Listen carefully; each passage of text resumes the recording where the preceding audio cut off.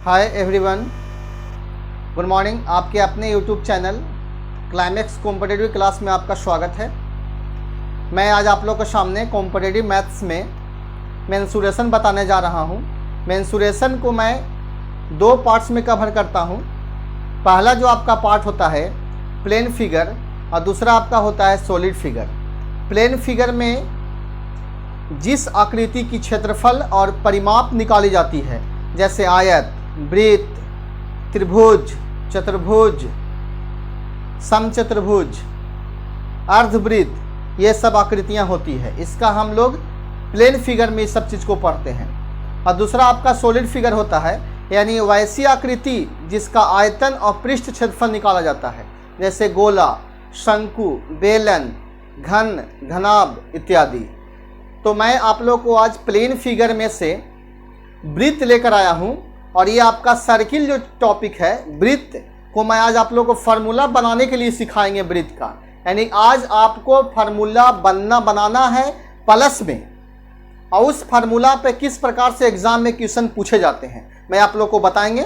आप इस वीडियो को देखते रहिए और मेरे चैनल को पे लगे रहिए। और जब भी आप वीडियो को देखते हैं, क्लास को देखते हैं, तो सबसे पहला काम कीजिए कि प्रारंभिक से लेके अंत तक आप वीडियो को देखिए।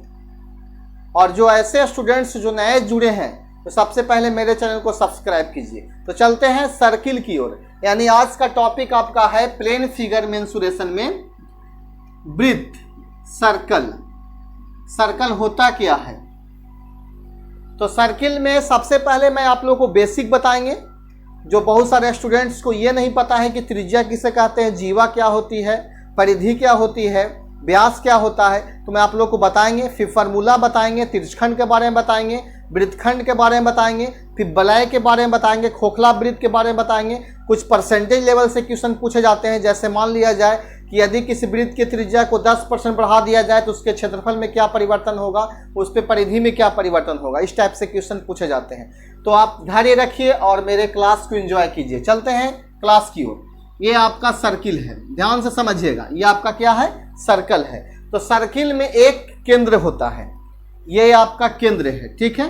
तो आपसे अगर पूछा जाए कि केंद्र से होकर परिधि को छूने वाली रेखाएं क्या कहलाती है, ये आप देख रहे हैं, ये जो आपका ये चीज पॉइंट आपका है, ये आपका परिधि कहलाता है।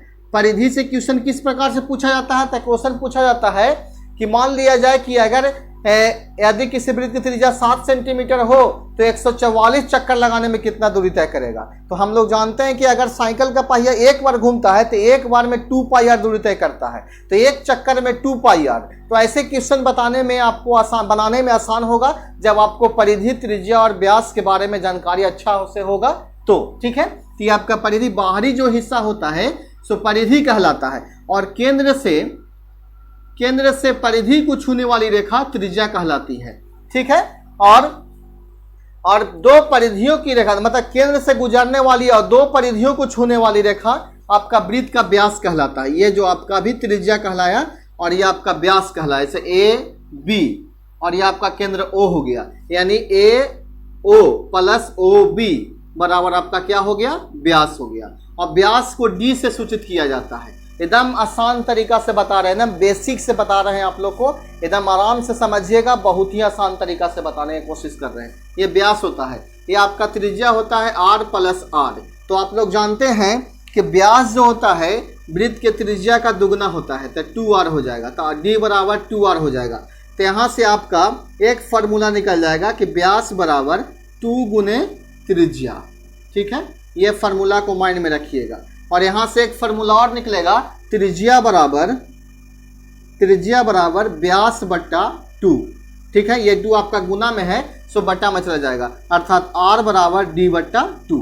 तो ये दो फार्मूला को माइंड में रखिएगा, क्योंकि यहाँ से भी क्वेश्चन पूछे जाते हैं बहुत सारे ऑब्जेक्टिव की एग्जाम में। जैसे वृत्त की परिधि आपको 14 सेंटीमीटर दे देता है, तो त्रिज्या निकालने के लिए उसको आधा करना पड़ता है। तो त्रिज्या और परिधि और केंद्र और आपका व्यास में क्लियर हो गया। अब चलते हैं जीवा किसे कहते हैं, जीवा होता क्या है, ये जीवा है क्या। तो जीवा कहता है, तो आप लोग समझते हैं एक क्वेश्चन पूछा जाता है, जीवा भी दो परिधियों के बीच से होकर गुजरती है, लेकिन केंद्र से होकर नहीं जाते, केंद्र से हट के जाती है। जैसे देख रहे हैं ये आपका जीवा है, ये भी आपका जीवा है। ये भी और सबसे लंबी जीवा वृत्त का व्यास कहलाता है। ठीक है, एक ऑब्जेक्टिव आप नोट कर लीजिए कॉपी में, अगर कॉपी खोलने होंगे तब एक नोट कर लीजिए कि सबसे बड़ी जीवा जो होती है इस वृत्त का व्यास कहलाता है। ठीक है, और एक थ्योरम और लिख लीजिए, मैं आप लोगों को बोल रहा हूं, एक चीज माइंड में रखिएगा, एक ऑब्जेक्ट जो अभी मैं बात करने जा रहा हूं ये जो बहुत इंपॉर्टेंट होता है। देखिए कैसे कहता है कि वृत्त के केंद्र से होकर, यानी वृत्त के केंद्र की ओर जो जीवा ऊपर जाती है तो उसकी जीवा की लंबाई बढ़ती जाती है, और केंद्र से जितनी दूर होती है जीवा की लंबाई उतना ही छोटा होता है। आप माइंड में रखिएगा, यानी कहने का मतलब आप देख रहे हैं ये जो जीवा देख रहे हैं आप, केंद्र से दूर पे है तो इसकी लंबाई कम है, जैसे ही केंद्र की ओर जाएगा जीवा की लंबाई बढ़ते जाएगा, और केंद्र से दूर जाएगा जीवा की लंबाई कमते जाएगा। यानी कहने का मतलब है कि वृत्त के केंद्र की ओर आने वाली जीवा की लंबाई बढ़ती है और दूर जाने वाली जीवा की लंबाई कमती है। ठीक है, तो जितना केंद्र से नजदीक होगा जीवा की लंबाई उतना ही अधिक होगा। तो ये पॉइंट को आप नोट कर लीजिएगा। ठीक है, अब आपको जीवा से रिलेटेड कंप्लीट हो गया, व्यास त्रिज्या कंप्लीट हो गया। अब चलते हैं वृत्त से संबंधित कुछ फॉर्मूला होता है, उस फॉर्मूला के बारे में जानकारी लेते हैं। ठीक है, देखिएगा फॉर्मूला क्या क्या होता है। जैसे देखिए एक चीज और होता है चाप, कहीं कहीं आप पूछते हो चाप की लंबाई क्या होता है, तो चाप की लंबाई क्या होता है, तो चाप जो आपका होता है यही बाहरी हिस्सा परिधि जो होता है जो काटता है वही चाप कहलाता है। ठीक है, आगे पढ़ाएंगे चाप को किस प्रकार से डिनोट किया जाता है। तो सबसे पहले आप पढ़े होंगे फॉर्मूला नंबर 1 में कि वृत्त का क्षेत्रफल क्या होता है। तो वृत्त का क्षेत्रफल आपको रटते होंगे पाई आर स्क्वायर। ठीक है, पाई का वैल्यू 3.14 क्यों होता है, तो परिधि बटा त्रिज्या जो होता है वही पाई होता है। तो परिधि को 22 मान लिया जाता है, त्रिज्या को 7 मान लिया जाता है, तो यही पाई का वैल्यू होता है। तो पाई में अगर 7 से भागा दीजिएगा 22 में तो आपका 3.14 हो जाता है। तो पाई का वैल्यू कहीं कहीं 22/7 लिखा हुआ रहता है या 3.14 आता है। तो क्वेश्चन में आपको दे दिया हुआ रहता है कि पाई का वैल्यू कितना बैठाना है ताकि आपका आंसर सटीक होगा। अगर नहीं बैठाया जाता है तो जनरली आप 22/7 ही बैठाते हैं। ठीक है, तो वृत्त का क्षेत्रफल पाई इंटू आर स्क्वायर होता है, आर इंटू आर तो आर स्क्वायर। ठीक है, दूसरा फॉर्मूला जो आपका होता है वृत्त का परिधि, वृत्त का परिधि आप कॉपी उतारते चल जाइएगा 2 पाई आर। ठीक है, 2 पाई आर, यानी ये वीडियो देखने से पहले आप एक कॉपी रख लीजिए। और आज फार्मूला का क्लास आप लोग को चल रहा है तो फार्मूला से संबंधित जो भी होता है आप नोट करते चला जाइए ताकि फार्मूला बहुत इंपॉर्टेंट होते हैं। ठीक है, तीसरा वृत्त का परिधि हो गया, क्षेत्रफल हो गया। मान लिया जाए तो क्षेत्रफल देता है और आपको त्रिज्या निकालना है तो आप किस प्रकार से निकालिएगा, तो त्रिज्या बराबर रूट अंडर आपका हो जाएगा क्षेत्रफल बट्टा पाई। ये दो चीजें माइंड में रखिएगा। ठीक है, अगर आपको परिधि देता है और त्रिज्या निकालने के लिए देता है तो 4 में रख सकते हैं त्रिज्या बराबर परिधि बट्टा 2 पाई। इस फार्मूला के सहारे आप निकाल सकते हैं। ये दो, इस फार्मूला के सहारे ये निकल गया, ये फार्मूला के सहारे ये निकल गया। ठीक है, तो ये 4 फार्मूला में कोई कंफ्यूजन नहीं है। इसको एक बार देख भी सकते हैं और इसको आप उतार भी सकते हैं। ठीक है, आगे देखिए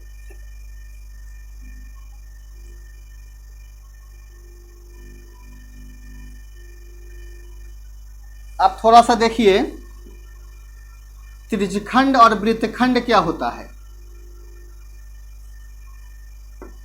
तो सबसे पहले आप त्रिज्यखंड के बारे में देख लीजिए, क्योंकि त्रिज्यखंड से पहले आप चाप की लंबाई देखिएगा। चाप की लंबाई क्या होती है, दूसरा जो आपका है त्रिज्यखंड का परिमाप क्या होता है, परिमाप या परिधि सेम होता है। ठीक है, माइंड में रखिएगा। तीसरा त्रिज्यखंड का क्षेत्रफल क्या होता है, त्रिज्यखंड का क्षेत्रफल क्या होता है। 3 फार्मूला इससे है। अब इस फार्मूला को बार बार देखिएगा और आराम से समझिएगा। सबसे पहले त्रिज्यखंड के बारे में समझिए, त्रिज्यखंड होता क्या है। सबसे पहले आप यहाँ देख रहे हैं कि ये आपका क्या है, केंद्र है। वो क्या है, केंद्र है। और केंद्र से परिधि को गुजरने वाली रेखा क्या कहलाती है, त्रिज्या कहलाती है। तो ये भी आपका त्रिज्या हुआ। तो ये क्षेत्र आप देख रहे हैं ए बी, यानी ओ ए बी ओ का एरिया आप देख रहे हैं, ये एरिया, यही एरिया आपका त्रिज्यखंड कहलाता है। यानी ओ ए बी जो आप देख रहे हैं यही एरिया आपका त्रिज्यखंड कहलाता है। यानी त्रिज्या को खंडित करने वाली रेखा को त्रिज्यखंड कहते हैं। ठीक है, तो समझिए कि और आपकी चाप क्या है, तो चाप यही है आपका, यह क्या है, चाप है। तो यह आपकी चाप हो जाती है। तो चाप को डिनोट किया जाता है ए बी, इस प्रकार से ए बी चाप बराबर, ठीक है। तो चाप की लंबाई बराबर फार्मूला होता है, ठीक है। चाप की लंबाई का माइंड में रखिएगा फार्मूला थीटा बट्टा 360 गुने वृत्त का परिधि, ठीक है। थीटा बट्टा 360 गुने वृत्त का परिधि, या 2 से इसको कैंसिल कीजिएगा तो 180 बार में काटिएगा, तो पाई आर थीटा बट्टा 180। ये फार्मूला को माइंड में रखिएगा कि चाप की लंबाई बराबर पाई आर थीटा बट्टा 180 होता है। इसको आपको रटने की आवश्यकता नहीं है। थीटा बट्टा 360 गुने 2 पाई आर। लंबाई क्या होता है? लंबाई जैसे मान लिया जाए कि हम 4 किलोमीटर चलते हैं, 5 किलोमीटर, तो लंबाई ही आपका परिधि होता है, लंबाई ही आपका परिधि होता है। जैसे मान लिया जाए क्वेश्चन एग्जाम में पूछा जाता है कि 100 मीटर तार को वृत्त के रूप में मोड़ा जाता है कि वर्ग के रूप में मोड़ा जाता है, तो उस केस में आपका वृत्त का अगर परिमाप और वर्ग का परिमाप को इक्वल किया जाता है तो वहां से आर या भुजा निकाला जाता है। आप देखते होंगे ऐसे क्वेश्चन आता है एग्जाम में, तो उस समय जब भी लंबाई की बात करता है तो आप माइंड सेट कर लीजिए कि परिधि होगा, ठीक है। तो यहाँ थीटा बट्टा 360 गुने पाई आर से 2 पाई आर से गुना कर दीजिएगा तो आपकी चाप की लंबाई कितना मिल जाएगा? पाई आर थीटा बट्टा 180 मिल जाएगा, ठीक है। आप देखिए त्रिज्यखंड का परिमाप क्या होता है। आप जब आपको चाप की लंबाई पता हो गया तो आप परिमाप निकाल सकते हैं, ठीक है। किसी चीज की अगर परिमाप निकालना है, जैसे आयत की परिमाप आप निकालते हैं, माइंड लगाइएगा थोड़ा सा। जैसे देखिए आयत की परिमाप निकालते हैं तो ये आपकी लंबाई होती है, ये आपकी चौड़ाई होती है, ये भी लंबाई ये भी चौड़ाई। किसी चीज का अगर परिमाप आपको निकालना है तो आप सभी भुजाओं को जोड़ दीजिए, आपका परिमाप निकल गया, ठीक है। कि ये देखिए L plus B plus L plus B, अगर एल एल को जोड़िएगा तो 2l हो जाएगा, बी बी जोड़िएगा तो 2b हो जाएगा, अगर 2 कोमा लेंगे तो l प्लस बी हो जाएगा। तो आप लोग रटते होंगे कि आयत का परिमाप 2 इंटू लंबाई प्लस चौड़ाई, ये यहाँ से निकलता है। सभी को जोड़ देंगे तब भी मेरा आंसर सही ही आएगा, ठीक है। तो जब भी आप परिमाप निकालते हैं तो सभी को जोड़िए। तो ये आपका त्रिज्यखंड है, त्रिज्यखंड का ही परिमाप निकालना है। तो सबसे पहले आप इसको जोड़िएगा, फिर इसको जोड़िएगा, फिर इसको जोड़िएगा, बस आपका परिमाप निकल गया। कोई भी फार्मूला जो है आपको रटने की आवश्यकता नहीं है, आप डायरेक्ट बना सकते हैं, ठीक है। अगर कोई भी स्टूडेंट रटता है तो आप मेरे क्लास को देखिए, आज के बाद रटने के लिए भूल जाइएगा, ठीक है। तो परिमाप निकालने के लिए सभी को जोड़िएगा, ठीक है। तो जोड़िएगा तो पहले आर लिखिए, उसके बाद ये लिखिएगा चाप की लंबाई पाई आर थीटा बटा 180 लिखिए, और प्लस में फिर एगो आर लिखिए, तो आपका हो जाएगा 2r plus pi are theta बट्टा 180। ये आपका क्लियर हो गया चाप की लंबाई। आज के बाद त्रिज्यखंड का परिमाप 2r plus pi are theta बट्टा 180 आप माइंड में बैठा सकते हैं। यहाँ से ऑब्जेक्टिव पूछेगा तो आप निकाल सकते हैं, फार्मूला माइंड में रहेगा तो आपको निकल जाएगा। एक बात और है, अगर मान लिया जाए फार्मूला बनाना नहीं जानते हैं, आप रटना जानते हैं, तो रटिए मत। उस फार्मूला को समझने का एक ही तरीका है और माइंड में रखने का एक ही तरीका है, वह तरीका है उस पे 4-5 एग्जाम्पल बनाना। अब जितना एग्जाम्पल बताइएगा आपका माइंड में फार्मूला सेट होते चला जाएगा, ठीक है। कभी भी आज के बाद फार्मूला को मत रटिएगा, जो टॉपिक फार्मूला से बनता है, ठीक है। जैसे मेंसुरेशन हो गया, ट्रिगोनोमेट्री हो गया, ज्योमेट्री हो गया, ये सब जो रूल्स से बनता है, तो उस रूल्स को आप उस पे एग्जाम्पल बनाइए ताकि आपका रूल्स माइंड में सेट हो जाए, ठीक है। तो चाप की लंबाई, त्रिज्यखंड का परिमाप क्लियर हो गया। अब चलते हैं त्रिज्यखंड का क्षेत्रफल क्या होता है। आपको पता होगा कि त्रिज्यखंड का क्षेत्रफल क्या होता है, ठीक है। तो जिसको पता नहीं है वो देख ले कि त्रिज्यखंड का क्षेत्रफल क्या होता है। त्रिज्यखंड का क्षेत्रफल, तो त्रिज्यखंड का क्षेत्रफल जो आपका होता है थीटा बट्टा 360 गुने वृत्त का क्षेत्रफल पाई आर स्क्वायर, यानी या इसको कर सकते हैं पाई आर स्क्वायर बट्टा 360। ये फार्मूला को माइंड में रखिएगा। तो त्रिज्यखंड के बारे में आपको समझ में आ गया होगा। एक चीज और त्रिज्यखंड के बारे में पूछता है, लघु त्रिज्यखंड और दीर्घ त्रिज्यखंड, बहुत कंफ्यूजन हो जाता है। तो ये आप फिगर जो देख रहे हैं ये मेरा लघु त्रिज्यखंड है, लघु मतलब छोटा। जैसे ही दीर्घ बोलता है यानी दीर्घ त्रिज्यखंड का क्षेत्रफल ज्ञात करें। दीर्घ त्रिज्यखंड का क्षेत्रफल ज्ञात करें। अगर जैसे ही पूछता है तो आप क्या कीजिए कि वृत्त का क्षेत्रफल निकालिए और उसमें से लघु त्रिज्यखंड का क्षेत्रफल घटा दीजिए, यानी पाई आर स्क्वायर माइनस थीटा बटा पाई आर स्क्वायर थीटा बटा 360। ये फार्मूला के सहारे आप लघु का निकाल सकते हैं। पूरे वृत्त में से ये आप घटा दीजिएगा तो आपका टोटल दीर्घ का निकल जाएगा। आपको समझ में आ गया होगा दीर्घ और लघु क्या होता है। लघु हम लोग जनरली जो पढ़ते हैं पाई आर स्क्वायर थीटा बटा 360, वो मेरा लघु हो गया। और अगर दीर्घ बोलता है तो वृत्त का क्षेत्रफल में से लघु को घटा देंगे तो आपका दीर्घ निकल जाएगा, ठीक है। तो त्रिज्यखंड आपका क्लियर हो गया। चलते हैं वृत्तखंड के रूप में क्या होता है। वृत्तखंड कहते किसको है? वृत्तखंड का क्षेत्रफल किसे कहते हैं और परिमाप क्या होता है, ठीक है। अब वृत्तखंड कहते किसको है, तो वृत्तखंड के नाम से पता चलता है वृत्त को खंडित करने वाली रेखा। जैसे आप देखें ये फिगर को आप देखिएगा, मैं आपको वृत्तखंड का क्षेत्रफल बहुत लॉन्ग होता है, उनको याद है r² इंटू पाई थीटा बटा 360 माइनस हाफ साइन थीटा। इतना लॉन्ग आप याद नहीं कीजिएगा, लेकिन आज के बाद आपको ये फार्मूला माइंड में रहेगा। देखिए कैसे, ये आपका सेंटर O है, आप ये क्या पढ़े थे, ये क्या था, ये था त्रिज्यखंड, ठीक है। तो ये दो त्रिज्याओं, ये वृत्त को खंडित करने वाली रेखा, ये जो रेखा हुआ, ये जो पॉइंट हुआ, यही आपका वृत्तखंड कहलाता है, वृत्तखंड यही कहलाता है, ठीक है। तो वृत्तखंड आपको समझ में आ गया, जो घेरा लगाया गया है वही आपका वृत्तखंड है, ठीक है। तो वृत्तखंड का क्षेत्रफल किस प्रकार से निकालिएगा, तो यहाँ आपका 90 डिग्री का कोण बनेगा, ठीक है, या आप थीटा बना सकते हैं, थीटा। तो आप वृत्तखंड का क्षेत्रफल अब निकालते होंगे, तो माइंड में लगाइए कि पहले आपका ये क्या था, ये त्रिज्यखंड था, तो त्रिज्यखंड में से हम अगर त्रिभुज का क्षेत्रफल को घटा देते हैं तो ये एरिया निकल जाता है, यानी टोटल में से ये क्षेत्रफल हम घटा देंगे तो ये एरिया निकल जाएगा। यानी कहने का मतलब क्या है कि OAB का क्षेत्रफल हम निकाल देंगे तो ये त्रिभुज का घटा देंगे तो ये आपका निकल जाएगा। यानी कहने का मतलब है कि त्रिज्यखंड का क्षेत्रफल माइनस त्रिभुज का क्षेत्रफल। आज के बाद माइंड में कभी नहीं मतलब भूलिएगा, आज के बाद त्रिज्यखंड का क्षेत्रफल माइनस त्रिभुज ABO का क्षेत्रफल। तो त्रिज्यखंड का क्षेत्रफल होता है थीटा बट्टा 360 गुने पाई r², और थीटा के साथ अगर मान लिया जाए त्रिभुज का क्षेत्रफल बनता है तो 1/2 गुने आधार आपका त्रिज्या होगा और ऊंचाई भी आपका त्रिज्या होगा और एगो साइन थीटा चला जाता है, ठीक है। एक त्रिभुज का क्षेत्रफल होता है 1/2 गुने आधार गुने ऊंचाई, तो 1/2 गुने r इंटू साइन थीटा का एंगल के साथ बन रहा है। अब यहाँ आप देख रहे हैं कि थीटा बट्टा 360 पाई r² minus half r² sine theta. आप यहाँ से r² को कोमा ले सकते हैं, तो r² निकालिएगा तो थीटा पाई, यहाँ से निकालिएगा पाई थीटा बट्टा 360 माइनस हाफ साइन थीटा।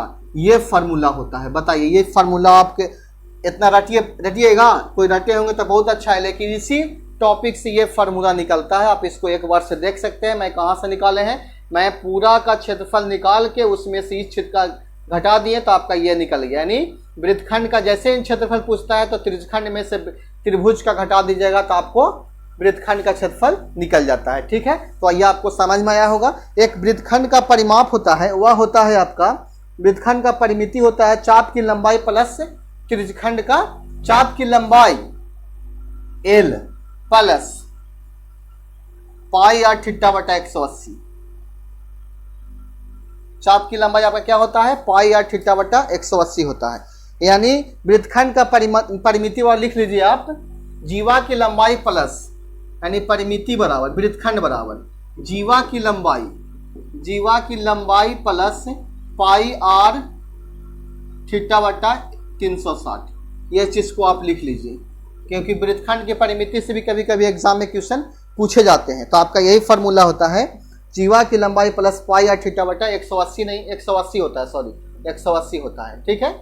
आपको ये माइंड में समझ में आ गया होगा ना, पाई r थीटा बटा 180 क्या है, चाप की लंबाई है, ठीक है। अब देखिए कुछ अर्धवृत्त से भी क्वेश्चन पूछे जाते हैं, तो अर्धवृत्त के बारे में समझ लीजिए थोड़ा सा क्या होता है। मैं आप लोग को सिर्फ सर्किल के बारे में बताएंगे, ठीक है, और सर्किल से रिलेटेड जो भी फॉर्मूला वगैरह होते हैं मैं आप लोगों को क्लियर करते चल जाएंगे, और कल के क्लास में मैं आप लोग को टाइप वाइज इस पे एग्जांपल बताएंगे, ठीक है। तो चलते हैं अर्धवृत्त। अर्धवृत्त होता क्या, इसको बोलते हैं, अर्धवृत्त को बोलते हैं, जैसे मान लिया जाए कि ये आपका सर्कल है, इसको आप कैंसिल कर दीजिए, काट दीजिए इसको, यह आपका अर्धवृत्त हुआ, ठीक है। तो इसका केंद्र O हो गया, इसका त्रिज्या R, इसका त्रिज्या R, तो A और B, ठीक है। तो अर्धवृत्त का क्षेत्रफल क्या होता है, पहला में क्षेत्रफल, तो वृत्त का क्षेत्रफल बट्टा 2, अर्थात पाई r² बट्टा 2 या हाफ पाई r², इस प्रकार से भी आप लिख सकते हैं, ठीक है। तो वृत्तखंड का क्षेत्रफल आपको क्लियर हो गया, यानी वृत्तखंड सॉरी अर्धवृत्त का क्षेत्रफल यानी वृत्त का क्षेत्रफल बट्टा 2। लेकिन अगर आपसे क्वेश्चन पूछा जाता है कि अर्धवृत्त का परिमाप क्या होता है, या परिधि क्या होती है। तो आप वृत्त का परिधि का बट्टा 2 नहीं कर सकते हैं, आप कंफ्यूज में हो जाइएगा। वृत्त का परिधि बट्टा 2 क्यों नहीं कर सकते हैं? क्योंकि अभी हम बताएं कि किसी चीज़ का परिमाप निकालना है तो सभी भुजाओं को जोड़ा जाता है। अगर मान लिया जाए कि ये आपका वृत्त था, अगर इसको आधा करते हैं तो ये आपका होगा पाई आर सिर्फ होगा, ये आपका पाई आर होगा, लेकिन ये आपका अर्धवृत्त नहीं है। ठीक है, तो जैसे ही अर्धवृत्त का परिमाप अगर पूछता है आपसे तो आप एक चीज माइंड में रखिएगा, वृत्त का परिधि या परिमाप बट्टा 2 और प्लस आर, ये तो आपका हो गया पाई आर, अर्धवृत्त का आधा भाग, और ये आर, अब ये आर आपका जुड़ जाएगा।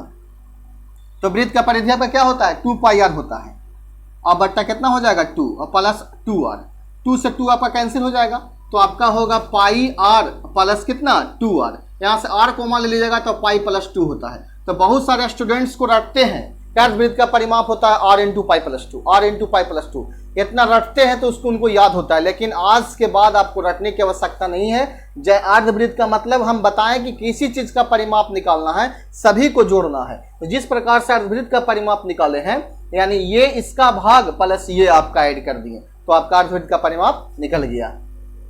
तो अर्धवृत्त का क्षेत्रफल, अर्धवृत्त का परिमाप निकल गया। अब आता है वलय। वलय मतलब खोखला बेलन, जैसे पेड़ को काटते हैं तो उसमें कैपिटल आर और स्मॉल आर की कहानी होता है। देखिए किस प्रकार से, उसमें भी आपका एक क्षेत्रफल पूछा जाता है। उस फार्मूला को देखिएगा। जैसे देखिए, अगर ये आपका बड़ा वृत्त है, ठीक है, और ये आपका छोटा वृत्त है। जैसे पेड़ को काटिएगा तो वलय नुमा कटता है आपका, तो सेंटर दोनों का सेम रहता है, केंद्र आपका बराबर है। तो केंद्र से बड़ी वृत्त का परिधि को जोड़ने वाली रेखा आपका बड़का त्रिज्या होता है, मानी कैपिटल आर, और यह आपका छोटा त्रिज्या होता है। आपका इसी का क्षेत्रफल पूछा जाता है, यही आपका वलय है। तो वलय का क्षेत्रफल जैसे ही पूछेगा आपको तो बड़ा वृत्त का क्षेत्रफल माइनस छोटा वृत्त का क्षेत्रफल को घटा दीजिएगा।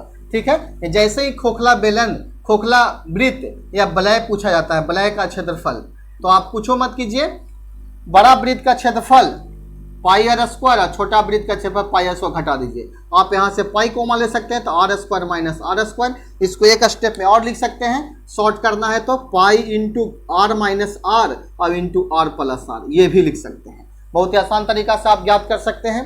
किसी चीज़ का अगर क्वेश्चन पूछा जाता है आज के बाद मेंसुरेशन से, तो हमको उम्मीद है कि आपको ये वीडियो पसंद आया होगा। और ये वीडियो से संबंधित जो भी आपको फार्मूला आज बताए हम, आप माइंड में इसको रखिएगा, क्योंकि आज के बाद फार्मूला मत रटिए। ठीक है, और यह फार्मूला बनाने के लिए आप लोग सीखिएगा। ठीक है, इस वीडियो के सहारे। अगर कुछ त्रुटि होगा तो आप कमेंट बॉक्स में हम लिखिएगा।